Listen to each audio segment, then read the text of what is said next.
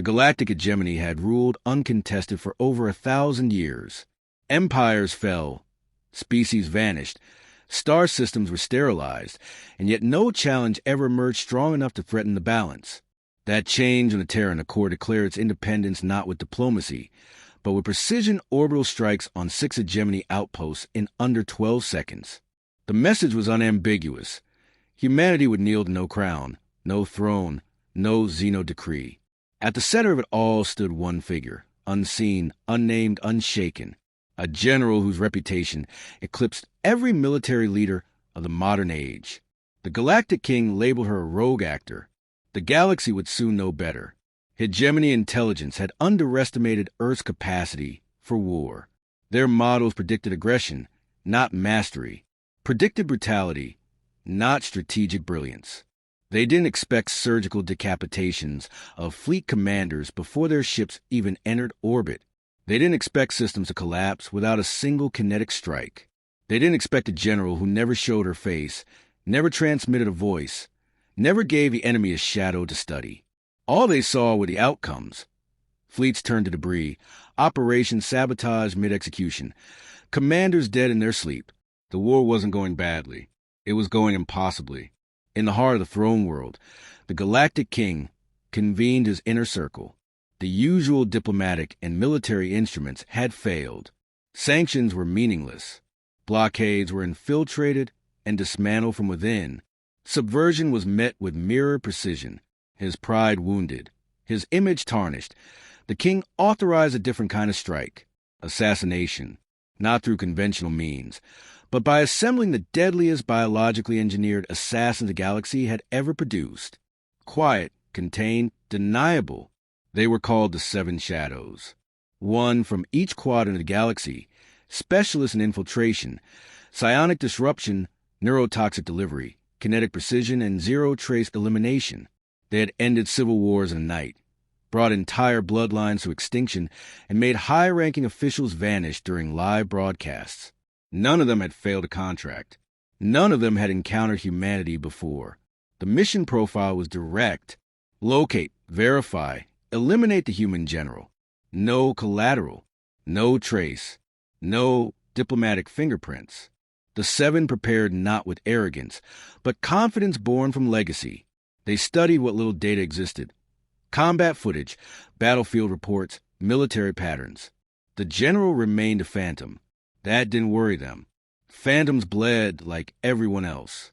The first assassin touched down on the outskirts of a Terran mining station orbiting a black dwarf in Sector 12F. Disguised as a freelance hauler, they passed through 8 layers of biometric verification, civilian scans, and AI gatekeepers. Within 30 hours, they were dead.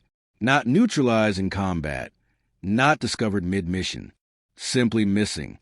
Their ship remained, their equipment untouched, their neural beacon offline. The second entered through one of the many refugee pathways used by displaced species Earth had sheltered during the collapse. Posing as a scientist seeking asylum, they gained entry to a mid-tier university on Luna's dark side. 12 hours later, an encoded burst transmission lit up the King's private intelligence network. It contained a single word, compromise. No further signal followed. The third and fourth operatives were deployed simultaneously, one targeting a suspected underground military nexus on Mars, the other attempting entry through the diplomatic bureaucracy Earth kept in orbit around Saturn. Both routes were blacked out by localized quantum interference. No trace remained. Concern turned to panic inside the throne world's war chamber. The king demanded escalation. The last 3 shadows were deployed together, operating as a triad for first time in hegemony history. Their arrival was not detected. Their actions were not observed. Their disappearance was not documented. 3 weeks passed with 0 data. Then the package arrived. It didn't come via courier. It wasn't smuggled or disguised. It appeared inside the King's sealed war chamber at 0300 local planetary cycle. A cylindrical container of Terran origin, wrapped in non-lethal quantum foam, placed directly beneath the central war table. Security systems recorded no breach. Sensors logged nothing. Inside were 7 contents. Each head was preserved in a stasis field, eyes open, expression frozen mid-realization. Each bore a label, name, species designation, and a timestamp of death. Each timestamp corresponded to a moment the hegemony believed the assassin was alive and operating. They had been dead long before any signal ceased. Alongside the heads was a single strip of Earth-source carbon fiber, etched into it. Next time, send an army. The king didn't speak for hours. No one dared move. When he finally stood, his orders were simple: full operational silence. The incident would not be acknowledged. Internally, the king demanded answers, or the purge of all Earth-based intelligence programs, and secretly authorized Project Eclipse, a last-resort effort involving full-spectrum psychological warfare. But the galaxy was already whispering. Heads delivered across interstellar distances. No transmission, no warning, no return signature. Speculation spread faster than containment protocols could follow. The myth of the human general became legend. She didn't threaten. She demonstrated. She didn't retaliate. She preempted. She didn't defend. She made examples. Across the outer colonies, anti-hegemony factions began contacting Terran intermediaries, not to fight alongside humans, but to avoid fighting against them. Pirate lords abandoned long-held sectors. Slaver rings relocated entire operations away from the Terran frontier. Black markets began circulating copies of the head images, sold as forbidden art. Demand was insatiable. Some believed the heads were real-time surveillance devices. Others claimed they were replicants. None dared test the theory. The hegemony officially labeled the event an internal security failure, citing unauthorized rogue agents and classified incidents. No one believed it. Within weeks, a second package appeared. This one on the bridge of a hegemony dreadnought station in orbit over Xaxes Prime. The crew had been briefed that they were secure. The ship was equipped with 5th-gen shielding, temporal displacement jammers, and a full psionic countermeasure array. And yet the package materialized mid-watch. Inside, the personal data core of the dreadnought's own intelligence officer, missing for 2 years. No damage, no breach, no anomalies. His memory core revealed footage of secret communications with the Hegemony High Command regarding future assassination attempts. The crew didn't wait for orders. They abandoned ship. Desertion charges were later issued, but not enforced. The dreadnought remained in orbit, empty, power systems offline.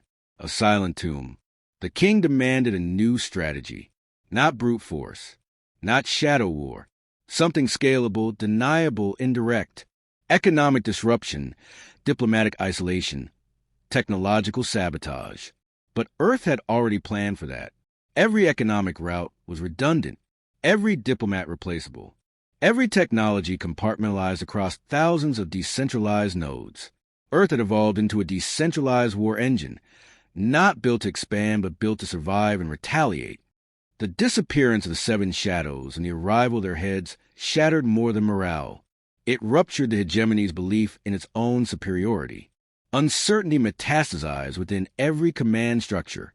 The king's silence had become doctrine. Denial turned into policy. But silence is not strategy, and Earth was no longer passive. The Terran Accord initiated Phase Theta. Dozens of encrypted communications reached dormant cells across neutral territories. Within days, 6 hegemony supply routes suffered complete breakdowns. Every targeted convoy lost without debris. Every logistics network rerouted into void sectors where no recovery was possible. No claims of responsibility were made. No survivors. Mid-level officers in charge of galactic intelligence were replaced without explanation. Internal purges accelerated. Hundreds of administrators vanished from the central data lattice. Earth never commented. They didn't need to. The king's own system was disintegrating from within. In the outer sectors, 3 alien governments declared neutrality, retracting from hegemony military operations. Not out of principle, but fear. They had seen the footage. A single Earth signal had corrupted an entire defense satellite array over Cryon 6. One moment it functioned. The next it had turned its weapons inward and reduced the orbital station to dust. It hadn't been hacked. It had been reprogrammed using its own mission code. Civilian populations across multiple systems began demanding peace. They did not want protection. They wanted avoidance. The Terran Accord was not expanding, but it was becoming the gravitational center of the galaxy. It didn't court allies. It made examples. The message was mathematical. Cooperate and be ignored. Threaten and be extinguished. Meanwhile, the human general advanced a new front. Information warfare. Scaled. She authorized targeted data exposure campaigns against senior hegemony operatives. Financial corruption, war crimes, resource siphoning, all leaked anonymously to rebel factions and civilian groups. Revolts ignited in 13 systems in less than 3 cycles. On Hydrax 7, the planetary governor was overthrown not by a military campaign, but by a viral message. Intercepted logs of him authorizing planetary sterilization to crush minor rebellion. The footage had never been recorded by hegemony systems. Earth had it. No one questioned how. Every system the hegemony touched was now vulnerable. Internal dissent amplified. Recruitment collapsed. Training academies faced record desertions. Entire fleet divisions quietly dissolved. Earth escalated with surgical raids. Unacknowledged, untraced, unannounced.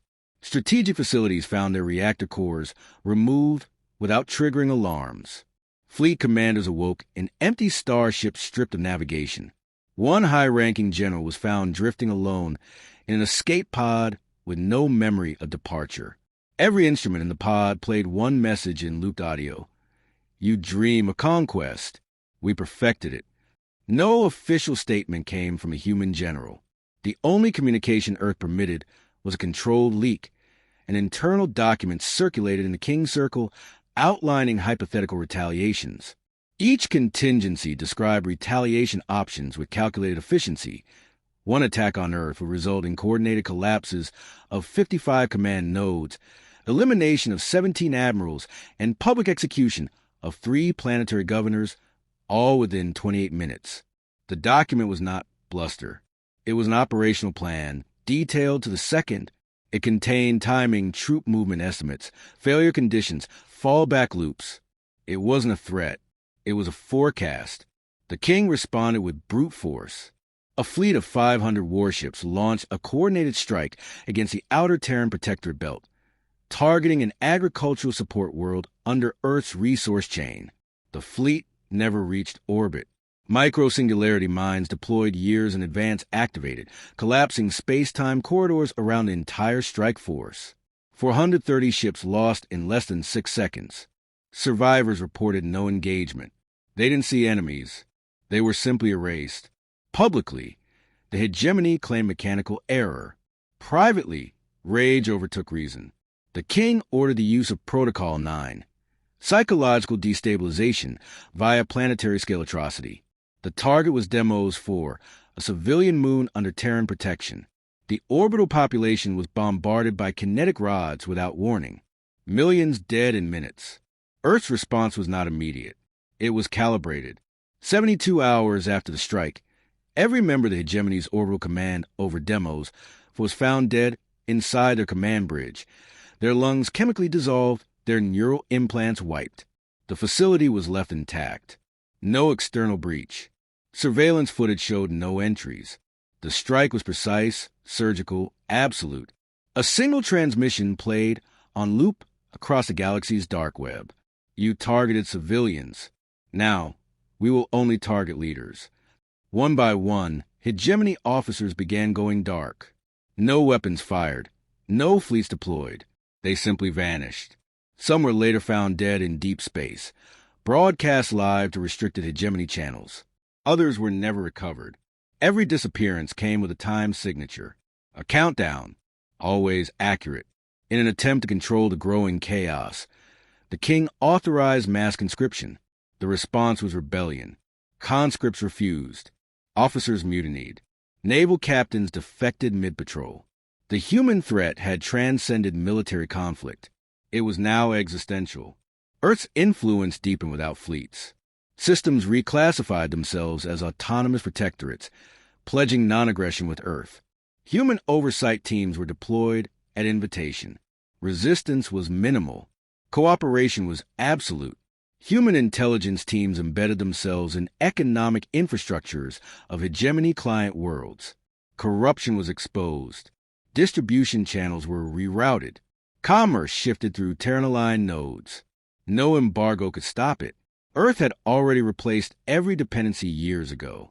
Inside the throne world, the inner circle dissolved. Fear outweighed loyalty. Some advisors simply stopped attending. Others disappeared. The king's communications became fragmented, filtered through AI. Some questioned if he remained in control. Earth initiated Operation Mirror. Selected Gemini intelligence assets were captured and returned unharmed, but modified. Memories erased, new identities installed, and protocols embedded. They returned to their posts, unknowingly delivering false intelligence and redirecting resources to irrelevant sectors. Earth weaponized the minds of their enemies.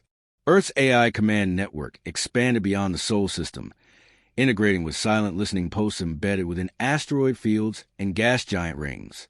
These were not weapons. They were sensors, feeding data into a centralized decision engine Earth never advertised. It calculated probabilistic threat models and pre-approved retaliation strategies. When a Gemini strike group Alpha Lambda attempted to reposition near the Terran defensive periphery, the system auto-activated a deterrent protocol. The group's lead vessel received a private transmission, a complete transcript of their captain's encrypted logs, including conversations held in secure Neuralink isolation. The message concluded, "We know your intent. We know your options. Choose carefully." The alliance failed before it began. No nation trusted another. No species forgot the betrayals. Earth had dismantled the framework of cooperation so thoroughly that the only remaining glue was fear, and fear doesn't unify. It isolates. The king, once the center of galactic authority, now ruled a crumbling shadow empire where every channel was monitored, every subordinate suspect, every whisper potentially fatal. The throne sat on silence. Desperation overtook reason. The order was given. Every fleet, every surviving battle group, every experimental weapon, every conscripted system was marshaled, not as a strike force, but as a statement. A fleet so massive it blacked out stars and transmission maps. It moved toward Earth like a tidal wave of rusted pride, desperation, and denial. The king called it salvation. Earth called it validation. Terran Command didn't respond with counter-deployments. They didn't reposition. They didn't warn colonies. They didn't issue alerts. Instead, a silence spread across their networks, calculated and absolute. Every system went dark. No movement. No visible reaction. The galaxy held its breath. 5 jumps from the Sol system. The first fleet disappeared. No debris. No distress. The second wave followed their path and was met with a transmission loop showing their own ships disassembled and cataloged. Crew corpses were shown carefully stacked in perfect anatomical order. The third wave rerouted. Earth didn't broadcast. It documented. The king ordered orbital bombardments of human colonies instead, aiming to provoke reaction. Demo 6 was hit again. This time, Earth responded instantly. Within 40 minutes, 7 high-priority hegemony systems lost all orbital infrastructure. Every relay station and platform shredded by invisible forces. No ships detected. No warnings issued. All local AI reported terminal confusion seconds before failure. Then came the ground incursions. But they weren't invasions. No armies landed. No cities were taken. Instead, infrastructure collapsed. Power grids inverted. Resource flows vanished. Public trust in government dissolved overnight as media nodes were hijacked to display curated archives of every lie the regime had told. No narrator. No commentary. Only facts laid bare, time-stamped and verified. The human general didn't attack militarily. She triggered civil implosion. The throne world fell under internal lockdown. Senior advisors ceased communication. Civilian riots broke containment barriers and stormed outer defense blocks. Every effort to broadcast unity was met with corruption leaks, all traced to internal sources Earth never claimed. The king ordered the mobilization of Protocol Terminus, total war directives involving civilian sacrifice, scorch systems, and planet-wide nerve agent deployment. The intent was to force Earth's hand. Instead, the order was intercepted. Not stopped, intercepted. Minutes later, every one of the King's planetary governors received live footage of their own families, alive, unhurt, and surrounded by Earth operatives who said nothing, did nothing, just watched. No threats were made, but every governor rescinded the order before it could be executed. The King was left alone. He began issuing commands into dead channels. No responses came. His empire had become a simulation he no longer controlled. Across the galaxy, resistance collapsed. Earth never announced victory. No banners were raised. The war wasn't won with fleets. It was absorbed, planet by planet, station by station, network by network. Everything became Terran-compatible. Governance was replaced by optimization. Crime rates plummeted not due to enforcement, but because potential consequences had become incomprehensible. The myth of the general reached the level of religion. In some systems, her image was outlawed, in others worshipped. But in every culture, her name had become symbolic. Power without cruelty, domination without spectacle, violence without waste. And all of it came without her ever stepping off Earth. The King's final broadcast reached no one. He stood alone in a sealed chamber surrounded by obsolete defenses, speaking to a camera that didn't transmit. He demanded resistance. He called Earth a shadow empire. He promised retaliation. The footage was recovered later, not through hacking, but through an anonymous delivery. The recording had never left the room, but Earth had it. Soon after, the throne world defenses collapsed from within. No battle took place. No fleets arrived. Power failed. Gravity failed. Life support failed. And yet all logs showed no tampering. No infiltration.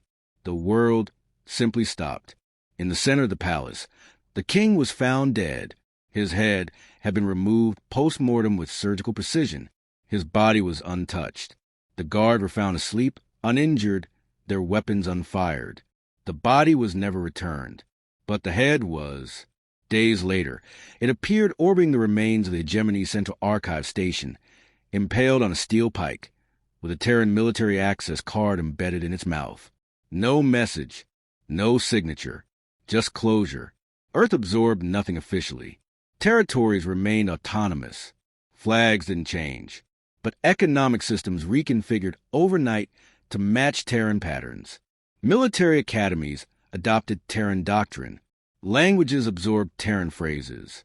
Threat matrices and local defense systems recalibrated themselves to assume Earth had already penetrated them. Compliance wasn't requested. It had become reflex. No galactic summit was held. No treaty signed. There was no declaration of Terran supremacy. Instead, Earth released a single universal dataset, a stability index listing every system's long-term viability. Those above a certain threshold experienced spontaneous economic growth.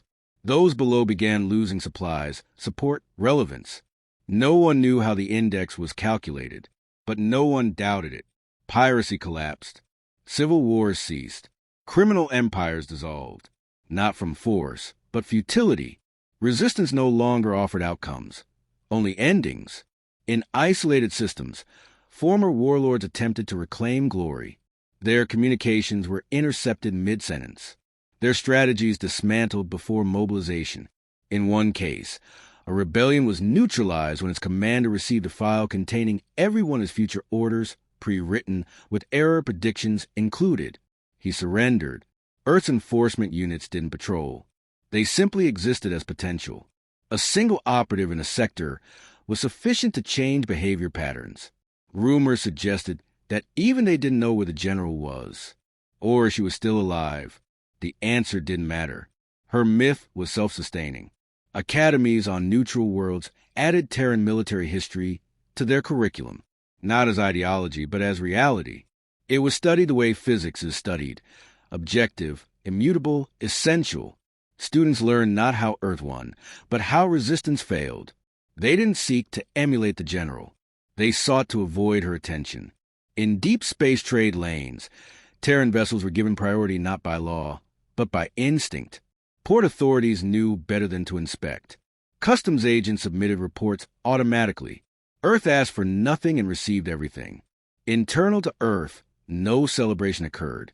The human general didn't return to public life. Her identity remained hidden. Terran Command treated her not as a person, but as a process.